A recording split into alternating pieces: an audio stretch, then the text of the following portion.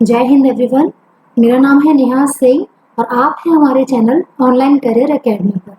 हमारे चैनल पर आपको सारे कोर्सेज अवेलेबल करवाए जाते हैं, जैसे कि आप army, navy, air force, GD, SSC, GD, police, Rajasthan SI और जिस भी डिफेंस एग्जाम की या फिर किसी भी सेंट्रल और स्टेट एग्जाम की अगर आप तैयारी कर रहे हैं तो उसके लिए जो कोर्सेज हैं वो अवेलेबल करवाए जाते हैं। लाइव क्लासेस भी हमारे चैनल पर आपको प्रोवाइड करवाई जाती है।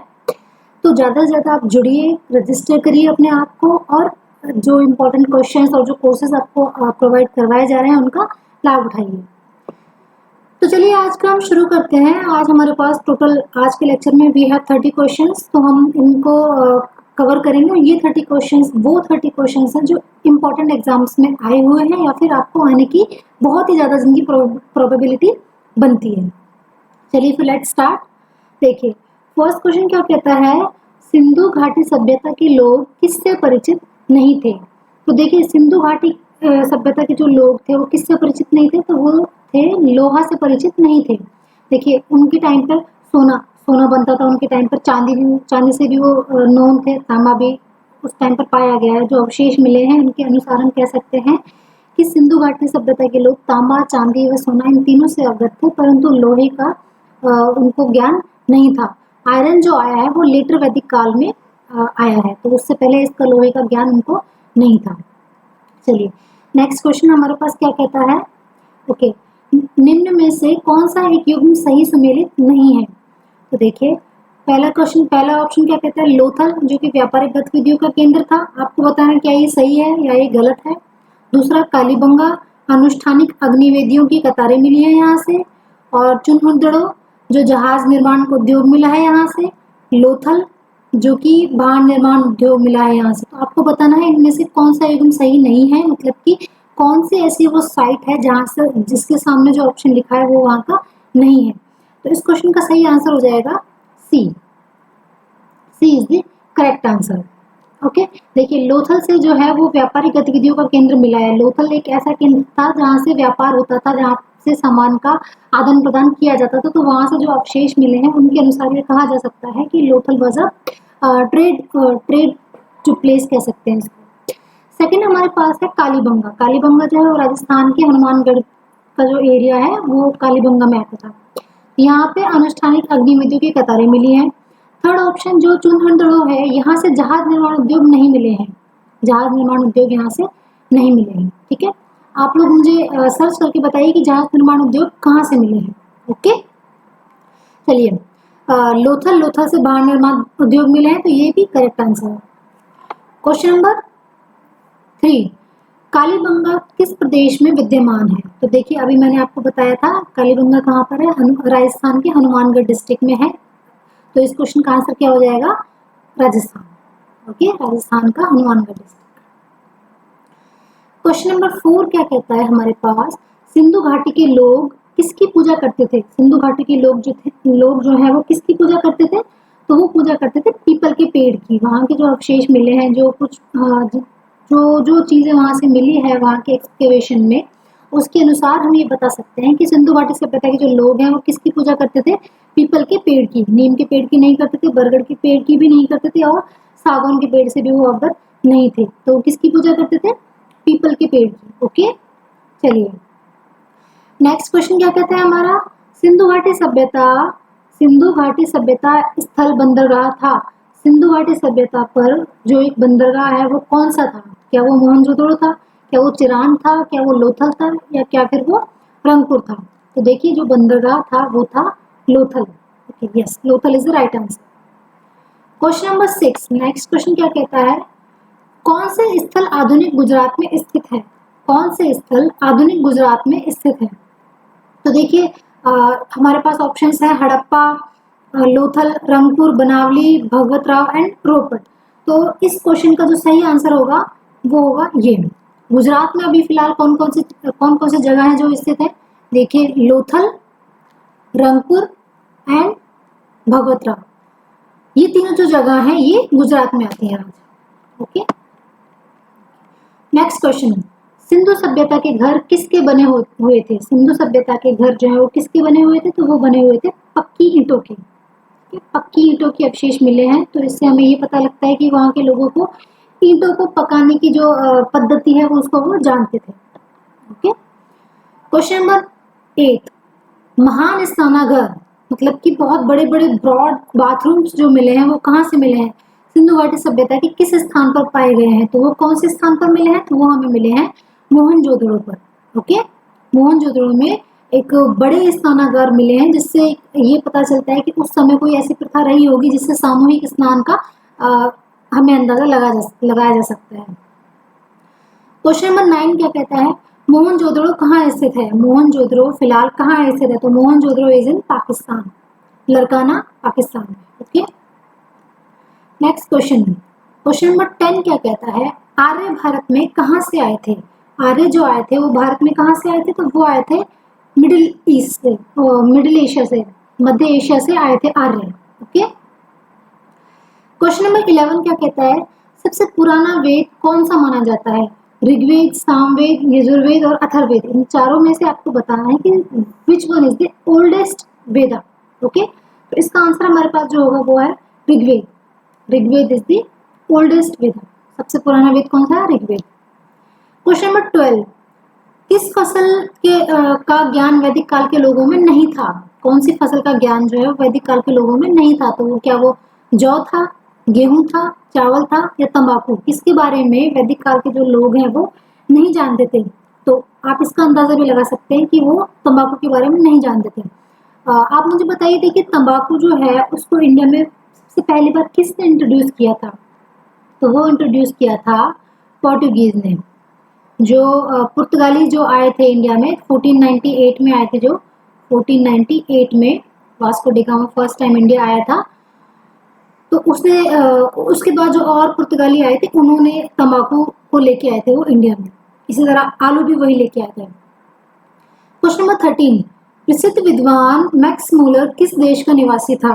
The famous scientist Max Muller जो है वो कौन सी कंट्री को बिलोंग करते थे? इंग्लैंड, जर्मनी, पर्शिया और इंडिया। तो आपको पता है इंडिया तो नहीं है, तो इसका आंसर होगा Germany. Max Muller was from Germany. Okay, question number 14, वेद कितने हैं? आपको बताना है हमारे टोटल वेदों की संख्या कितनी है। तो आप अभी हमने एक क्वेश्चन किया था, उसमें कितने वेद दे रखे थे? 4। So the correct answer is option A, 4।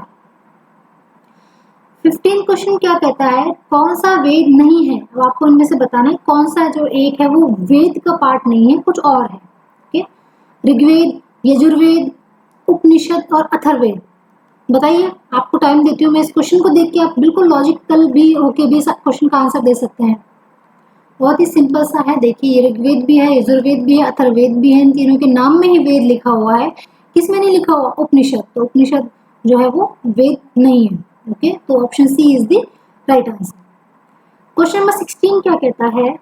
किस वैदिक देवता की स्तुति ऋग्वेद में सबसे अधिक की गई है? किस वैदिक देवता की स्तुति ऋग्वेद में सबसे अधिक की गई है? तो किसकी की गई है? इंद्र की। इंद्र कौन से देवता है? बारिश के देवता जिनको कहा जाता है। तो उनकी स्तुति ऋग्वेद में सबसे अधिक की गई, उनको सबसे सर्वोपरि देव जो है वो माना गया है। क्वेश्चन नंबर 17, ऋग्वेद में गायत्री मंत्र किसे समर्पित है? ऋग्वेद में गायत्री मंत्र जो है वो किसे समर्पित है? क्या वो इंद्र को है, अग्नि को है, उषा को है या सावित्री को है? तो अभी आप ये मत समझना कि इंद्र भगवान को उन्होंने ज्यादा इंपॉर्टेंस दिया है, दैट मीन्स गायत्री मंत्र भी वो इंद्रदेव को ही समर्पित करेंगे। नहीं, जो गायत्री मंत्र है वो इन्होंने सावित्री को समर्पित किया है। क्वेश्चन नंबर 18 क्या कहता है हमारा? जैनियों के पहले तीर्थंकर कौन थे? जैनियों के पहले तीर्थंकर जो है वो कौन थे? देखिए, जैनियों के बहुत सारे तीर्थंकर हुए हैं जिनके अलग अलग स्थानों पर मंदिर बने हुए हैं, उनके नाम से बहुत सारे उनके ग्रंथ लिखे हुए हैं, जैन ग्रंथ लिखे हुए हैं। लेकिन हमें बताना है कि पहले से लेके 24 तक उनके तीर्थंकर रहे हैं, तो हमें बताना है कि पहले जो फर्स्ट जो तीर्थंकर थे वो कौन थे। देखिए, उनका नाम क्या अरिष्टनेमी था या पार्श्वनाथ था, ऋषभदेव था या अजितनाथ था? तो उनका नाम था ऋषभदेव। ओके, ऋषभदेव जो है वो पहले तीर्थंकर थे जैनियों के। क्वेश्चन नंबर 19 क्या कहता है? कंबोडिया के अंगकोर वाट मंदिर में किससे संबंधित चित्रकारी की गई है? क्वेश्चन दोबारा पढ़िए। कंबोडिया के अंगकोर वाट मंदिर में किससे संबंधित चित्रकारी की गई है? तो किससे संबंधित चित्रकारी की गई है? तो वो की गई है विष्णु जी से। विष्णु जी की से रिलेटेड उनकी जो विभिन्न प्रकार की, जैसे वो शेषनाग पर बैठे हुए हैं या फिर लक्ष्मी जी के पास बैठे हुए हैं या फिर समुद्र में बैठे हुए हैं, इस तरह की जो चित्रकारी है वो की गई है। कहाँ पर की गई है? अंगकोर वाट के। कहाँ के? कंबोडिया के। ओके। क्वेश्चन नंबर 20 क्या कहता है?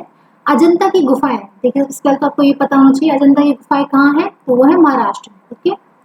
किससे संबंधित कला पाई जाती है? अजंता की गुफाओं में किससे संबंधित जो कला है वो पाई जाती है? तो वो पाई जाती है बुद्ध धर्म से।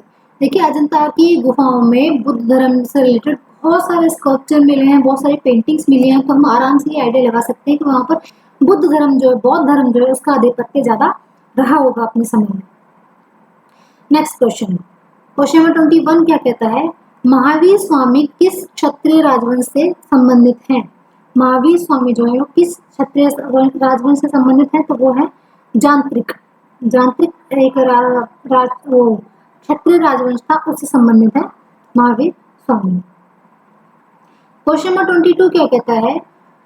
महावीर स्वामी के जीवन की घटनाओं एवं उनके स्थलों की सूची 1 को सूची 2 से सुमेल कीजिए तथा दिए गए कूट की सहायता से सही उत्तर दीजिए। क्योंकि आपको क्या करना है, ये सूची 1 को सूची 2 से आपको मिलान करना है। ओके, चलिए। ज्ञान प्राप्ति। ज्ञान प्राप्ति के लिए आपको इसमें देखिए, मैं पहले आपको इसका आंसर बता देती हूँ। इसका आंसर जो है वो सेकंड है। देखिए, ज्ञान प्राप्ति के लिए जम्बिग्राम। ओके। निर्वाण के लिए पावा। पहली जैन संगति उनकी कहाँ हुई थी? पाटलिपुत्र। उनका जन्म स्थान कौन सा था? कुंदन ग्राम। ठीक है, इसका आंसर हो जाएगा 2143। ओके, चलिए। क्वेश्चन नंबर 23 क्या कहता है?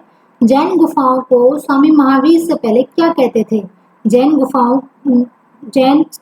गुरुओं को, जैन के जो गुरु होते हैं उनको स्वामी महावीर से पहले क्या कहा जाता था? उनको कहा जाता था तीर्थंकर। ओके, उनको कहा जाता था तीर्थंकर। अभी हमने पढ़ा पहले तीर्थंकर कौन थे? ऋषभदेव।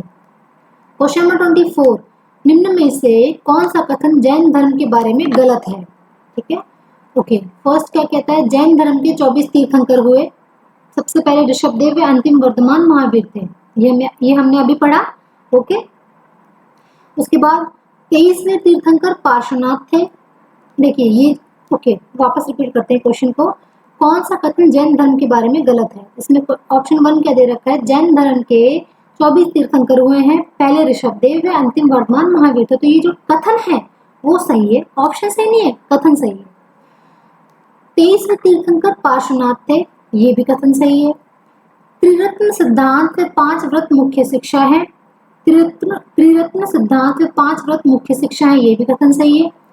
जैन धर्म व बौद्ध धर्म कर्म सिद्धांत में विश्वास नहीं करते, ये जो है ना, ये गलत है। तो हमारा सही आंसर कौन सा हो जाएगा? D option. Question number 25, Gautam Buddha ने पहला उपदेश डियर पार्क में दिया था, यह कहाँ स्थित है? गौतम बुद्ध ने पहला उपदेश डियर पार्क में दिया था। डियर पार्क कहाँ है? सारनाथ में। ओके, देखिए क्वेश्चन कैसे घुमा के दिया था। वैसे सीधे सीधे ही पूछ सकते थे क्योंकि सबको पता है सारनाथ तो, लेकिन डियर पार्क सबको नहीं पता। क्वेश्चन नंबर 26, नालंदा विश्वविद्यालय कुमारगुप्त द्वारा स्थापित विद्या का एक महान केंद्र था। विशेषतः नालंदा विश्वविद्यालय जो है विशेषतः किनका जो है एक महान केंद्र था विद्या का? इसमें आपको बताना है किसका केंद्र था? वो था बौद्ध धर्म का। बौद्ध धर्म का वहां पर ज्यादा माना जाता था। क्वेश्चन नंबर 27, निम्न में से कौन से स्थान में घटना का जोड़ा गौतम बुद्ध से संबंधित नहीं है? तो देखिए, लुम्बिनी उनका जन्म हुआ था, ये सही है। कुशीनगर उनका निर्वाण हुआ था, ये भी बिल्कुल सही है। बोध गया उनका आत्मदर्शन हुआ था, ये भी बिल्कुल सही है। सारनाथ में उनका गृह त्याग नहीं हुआ था। सारनाथ में उनका क्या हुआ था? उनका प्रथम जो उन्होंने दिया था प्रवचन वो था। तो इसका आंसर सही हो जाएगा कौन सा? Option number D is the correct answer. Question number 28 क्या कहता है? शैलेंद्र राजाओं ने विश्व का सबसे बड़ा स्तूप बौद्ध धर्म मंदिर बोरोबुदूर का निर्माण कहाँ करवाया? क्वेश्चन दोबारा पढ़िए। शैलेंद्र राजाओं ने विश्व का सबसे विशालतम स्तूप बौद्ध धर्म मंदिर बोरोबुदूर का निर्माण कहाँ करवाया था? तो इसका आंसर है जावा। जावा कहाँ पर है? इंडोनेशिया में। ओके, इंडोनेशिया में इसका करवाया था। आप देखिए चाइना में, नेपाल में, भूटान में, इंडोनेशिया में, यहाँ पर बौद्ध धर्म को काफ़ी माना जाता है। क्वेश्चन नंबर 29 क्या कहता है, निम्न में से किसका जन्म व मृत्यु वैशाख पूर्णिमा के दिन हुआ था। निम्न में से किसका जन्म व मृत्यु दोनों एक ही तिथि पर हुआ था, तो वो हुआ था गौतम बुद्ध का। क्वेश्चन नंबर 30 क्या कहता है, निम्न में सबसे पुराना राजवंश कौन सा है। सबसे पुराना राजवंश कौन सा है इनमें से कौन सा है, पल्लव, चोल, गुप्त और मौर्य, इनमें से कौन सा है, मौर्य। ठीक है, तो ये हमारे इस सेट के फर्स्ट सेट के 30 क्वेश्चन हैं। ऐसे ही हमारे और भी सेट आते रहेंगे। अगर आपको हमारे चैनल से जुड़ना है और हमारी कोचिंग से कांटेक्ट करना है, तो आप जो आपको नंबर प्रोवाइड करवाए गए हैं उनसे आप कांटेक्ट कर सकते हैं, क्वेरी कर सकते हैं, जो भी आपको लाइव क्लास की जानकारी लेनी है वो सब ले सकते हैं। और आप ज़्यादा से ज़्यादा क्वेश्चंस को अटेम्प्ट कीजिए, जुड़े रहिए हमसे, रजिस्ट्रेशन करवाइए अपना, और इसी तरह से अपने आप को, अपनी तैयारी को जो है एक बेहतरीन रूप देते रहिए। चलिए मिलते हैं बहुत ही जल्दी नेक्स्ट सेट के साथ में, तब तक के लिए खुश रहिए, पढ़ते रहिए। जय हिंद।